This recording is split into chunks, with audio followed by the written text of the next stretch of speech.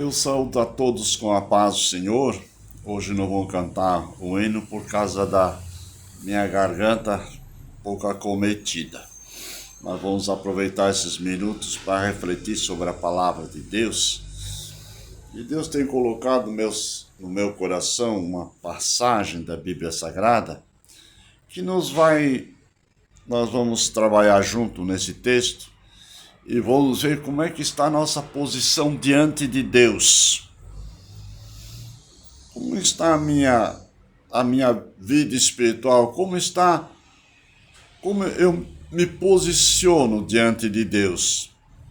Isso é uma das maiores lutas do cristão. Mas o que a palavra de Deus me revela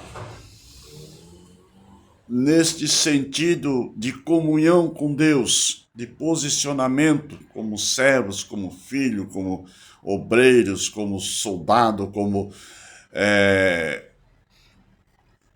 mordomo, como nova criatura, como filhos? Para isso eu vou ler um texto da palavra de Deus que se encontra no livro, na carta do apóstolo Paulo, ou melhor, na epístola do apóstolo Paulo aos Efésios. Eu vou ler no versículo 1 e o capítulo 1, versículo 3, e depois vamos para o capítulo 2. Diz assim: bendito, Efésios capítulo 1, versículo 3. Bendito o Deus Pai de nosso Senhor Jesus Cristo, o qual nos abençoou com todas as bênçãos espirituais nos lugares celestiais em Cristo. E aqui no capítulo 2 ele continua, não vou ler o capítulo 1 inteiro, mas é a mesma essência, e diz assim: e vos vivificou, estando vós mortos em ofensas e pecado, em que outro tempo andaste segundo o curso deste mundo, segundo o príncipe das potestades do ar, do espírito que agora opera nos filhos da desobediência, entre os quais todos nós antes também andávamos nos desejos da nossa carne, fazendo a vontade da carne e dos pensamentos, e éramos por natureza filhos da ira, como os outros também. Agora vem a essência. Mas Deus, que é riquíssimo em misericórdia, pelo seu muito amor com quem nos amou, e estando nós ainda mortos em nossas ofensas, nos vivificou juntamente com Cristo, e nos ressuscitou juntamente com Ele, e nos fez assentar nos lugares celestiais em Cristo Jesus, para mostrar nos séculos vindouros as abundantes riquezas da sua graça, pela sua benignidade, para conosco em Jesus Cristo. Eu vou me ater no versículo 6. E nos ressuscitou juntamente com Ele, e nos fez assentar nos lugares celestiais em Cristo Jesus. Como é assentar nos lugares celestiais? Quando nós lemos os quatro evangelhos, ele apresenta a característica de Cristo em quatro versões. Por exemplo, Mateus mostra Jesus Cristo, revela Jesus Cristo como o filho do rei, e ele pega o evangelho do reino. Então são 160 vezes só em Mateus a palavra reino de Deus ou reino dos céus. E nem outro evangelho é apresentado isso. Marcos apresenta Jesus como servo. Marcos não mostra a genealogia de Jesus, como é feito em Mateus, Mas Marcos não mostra a infância de Jesus. Marcos mostra as atividades mais específicas de Jesus como um servo sofredor, como um servo obediente, como um servo a serviço de Deus em prol de nós os homens. Lucas, ele apresenta Jesus como filho do homem, porque Lucas ele escreve para Timóteos. E para Timóteos. Esqueci o nome. Daqui a pouco vem. Lá para Teófilo. Teófilo é um judeu, porém criado na Grécia, entre os gregos, entre os filósofos, entre os homens pensantes. Ele apresenta Jesus como filho do homem. E por isso, Lucas ele é mais minucioso, até no nascimento virginal de Jesus Cristo. E também apresenta a genealogia de Jesus Cristo. Só que Mateus apresenta a genealogia de Jesus Cristo até Davi. E Lucas vai até Adão, como filho do homem. Ele apresenta como filho do homem. O homem, por excelência, como pregavam os filósofos daquela época. Mas agora vem João. Por que eu estou falando isso? Presta atenção no correr na caminhada da carruagem, da mensagem. E João apresenta Jesus Cristo como verbo.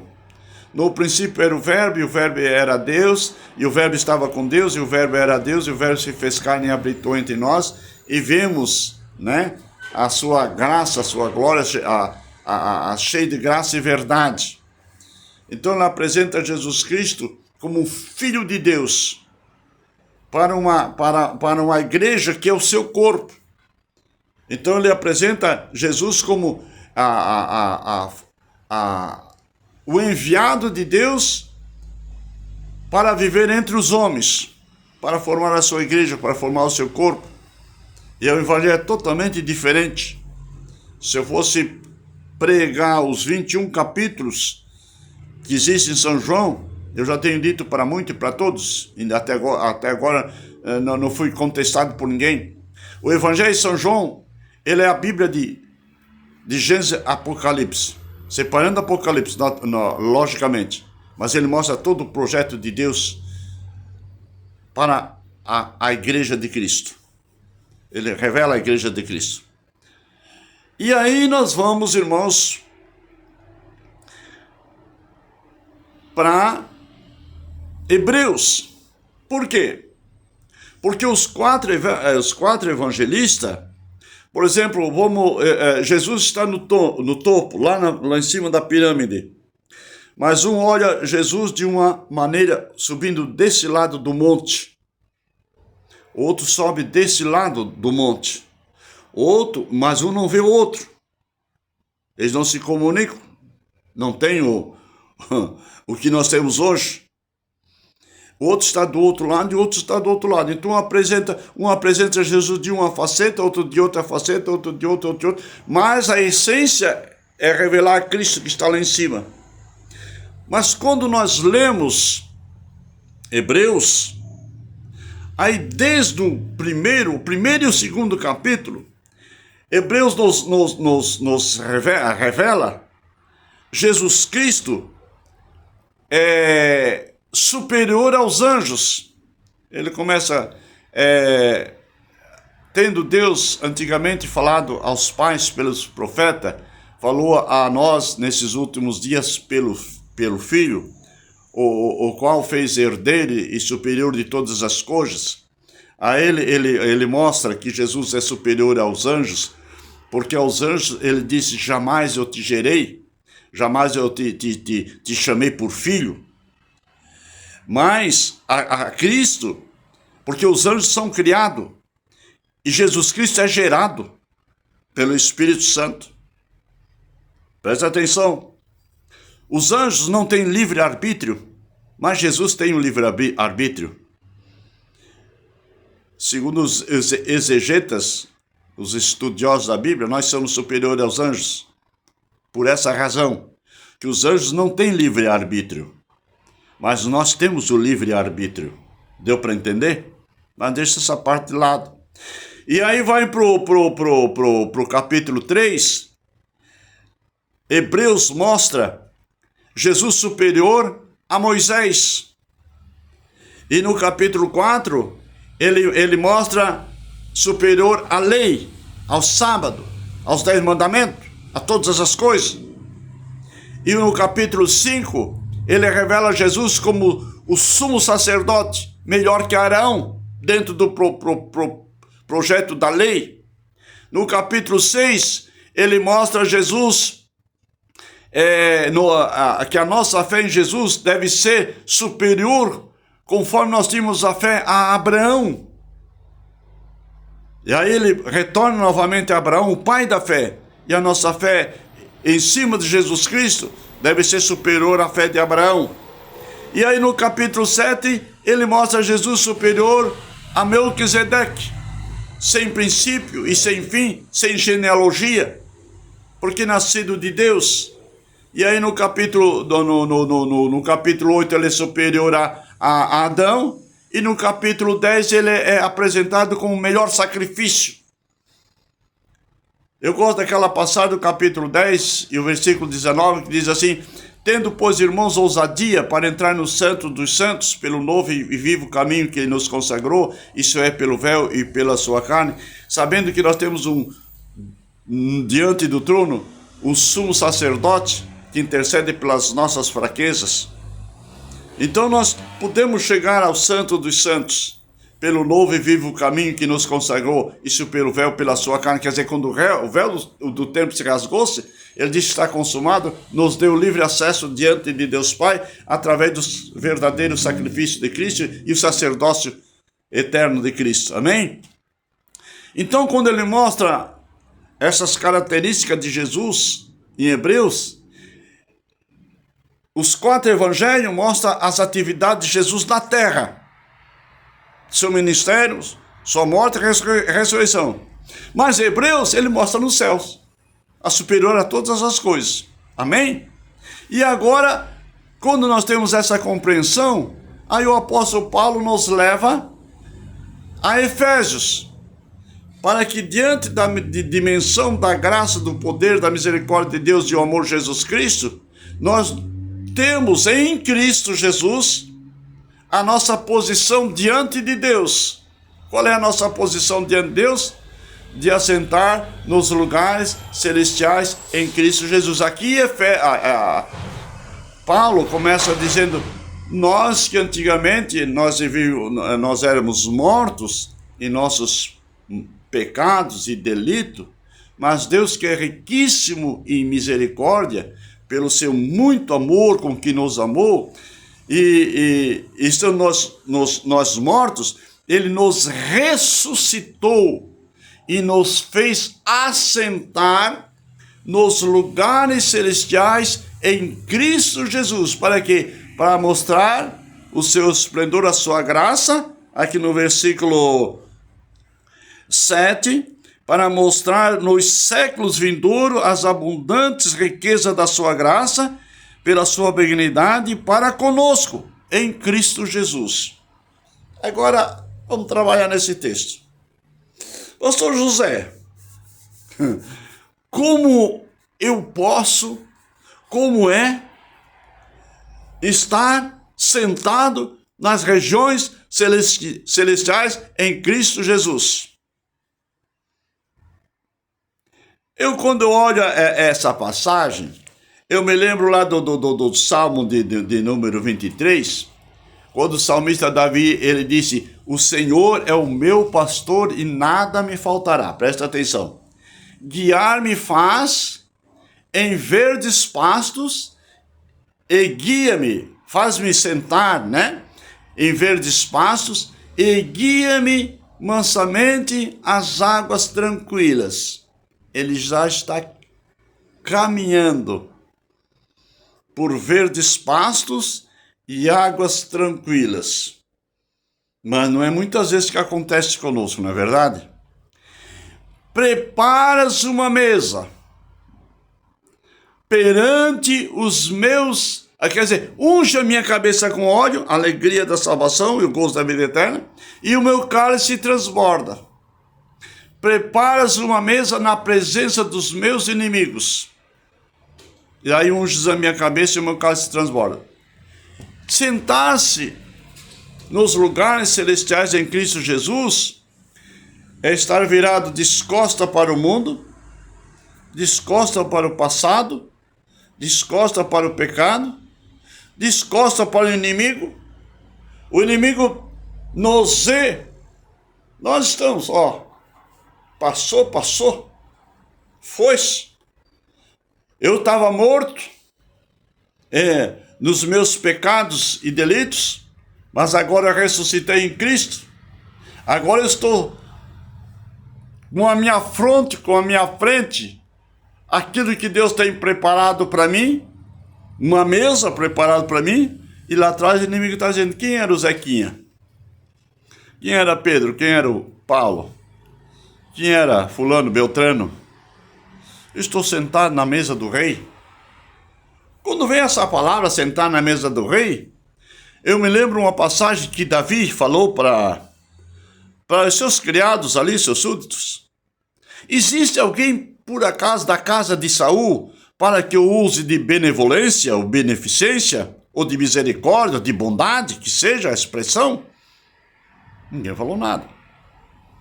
Mas como eles conheciam Jesus, a Davi, alguém lá do meio, chamado Ziba,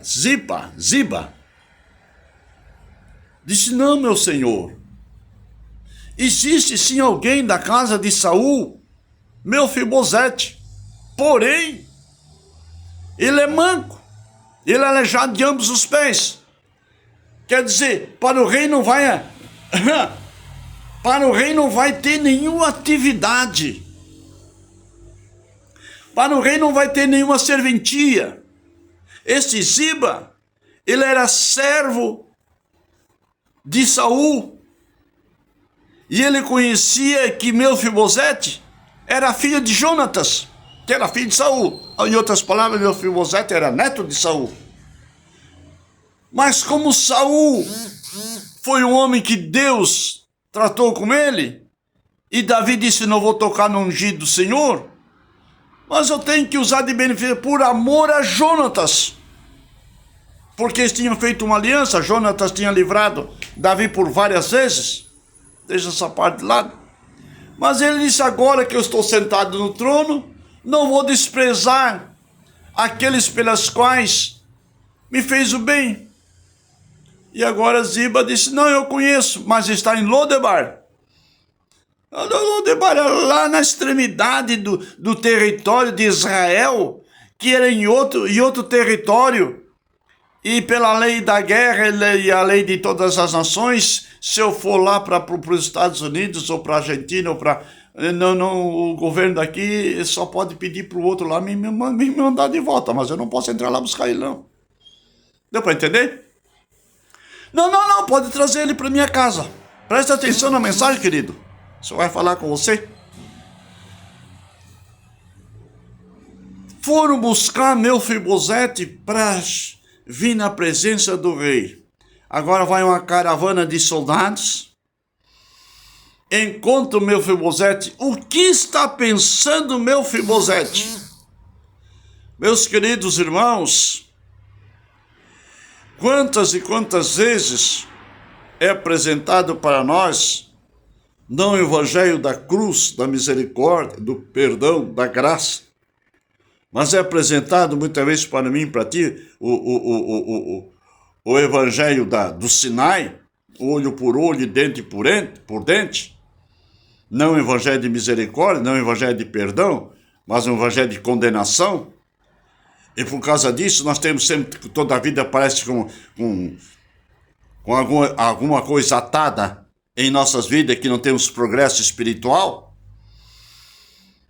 Mas eles foram buscar Mefibosete. Eu começo na minha caixotinha aqui, pensar: meu Deus, o que pensou esse homem, que já era um homem, quando viu chegar na sua casa uma carruagem e os soldados de Davi para buscar ele. Eu creio, meus queridos irmãos, olha, o rei quer que você se apresente a ele e nós vamos te levar. Eu creio que esmoreceu tudo. Porque na linhagem de Saul deveria morrer todo para ninguém amanhã depois não vir usurpar o trono ou reivindicar o trono. Era esquecido, era exterminado, era apagado no livro da história. O rei, precisamos te levar, é ordem do rei. Ordem dada, ordem executada. E agora, quando Mefibosete chega na presença do rei, qual foi a proposta de Mefibosete? O que queres comigo, um cão morto como eu? O que vais fazer comigo? Mas por amor a Jonatas, alguém da casa de Saul que me fez bem outrora no passado, eu quero usar de benevolência contigo, de bondade contigo, de perdão para contigo, de misericórdia contigo. A partir de hoje você vai comer a comida que eu como, vai beber da bebida que eu bebo e vai morar eternamente no meu palácio e não vai mais sair. Agora eu começo a pensar, Zaqueu, Zaqueu, desce depressa, porque hoje me convém entrar na sua casa. Ah, meu Deus do céu, APP. Quem era Zaqueu? E Jesus entrou na casa de Zaqueu, Zaqueu disse, olha, Jesus, vou entregar meu pequeno testemunho, se eu tenho defraudado alguém, eu quero restituir quadruplicado, e eu quero pegar metade da minha herança, e quero distribuir para os pobres, mas de outras palavras, mas não quero perder a comunhão contigo. Senhor, eu não sou digno de que entre na minha casa, mas dizei só uma palavra e meu criado sarará. Porque eu tenho servos, eu digo para esse vai, aquele vai, eu digo para o outro vai, o outro não vai, ou fica, não. Esse se submete às minhas leis, às minhas ordens. Mas tu, Senhor, não sou digno de que entre na minha casa. Mas diz somente uma palavra, o centurião disse para Jesus. Tá, como é grande essa fé. Vai, a tua criada está curada.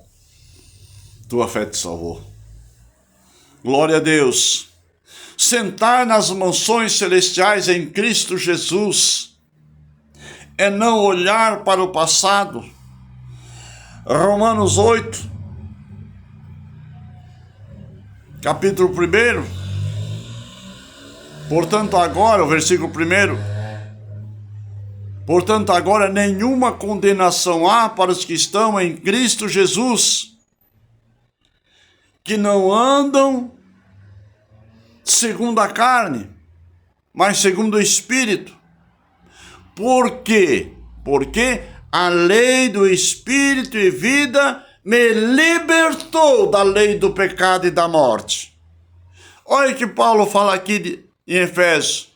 E nos ressuscitou, estando nós mortos em delitos e pecados, e nos ressuscitou e nos fez assentar nos lugares celestiais em Cristo Jesus. Glória a Deus.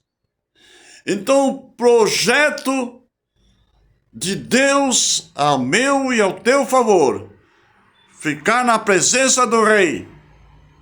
Preparas uma mesa perante mim, na presença dos meus inimigos. Qual é o maior inimigo meu? E teu também. Nosso passado.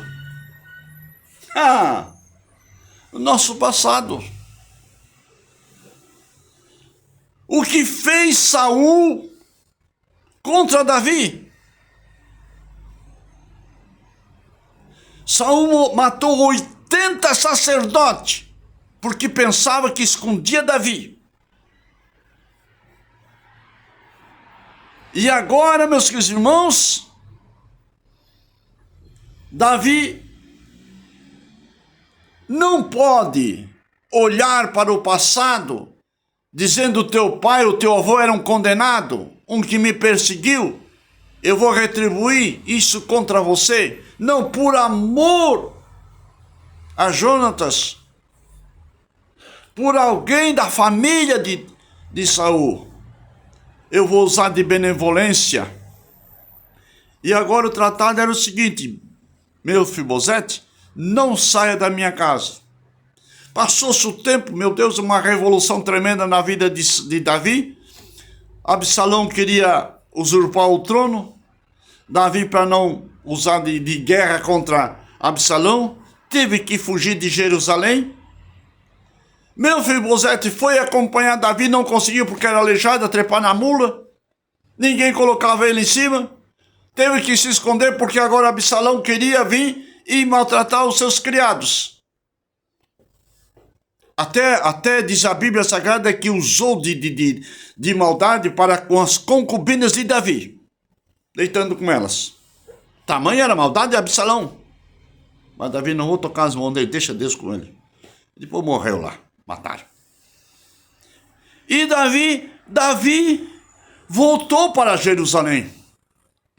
Só que Mefibosete sumiu, desapareceu.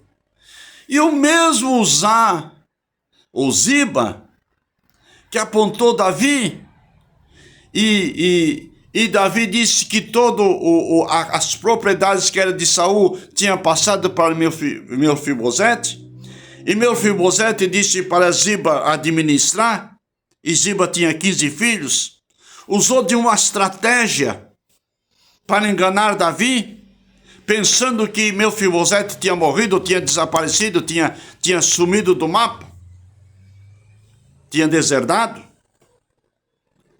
E agora ele preparou ali, diz a palavra de Deus, parece que 2 jumentos com 200 pães, 100 cachos de passa e 100 frutas de verão e um odre ou 2 de vinho, não me lembro bem, e levou de presente para Davi, porque Davi está voltando para Jerusalém.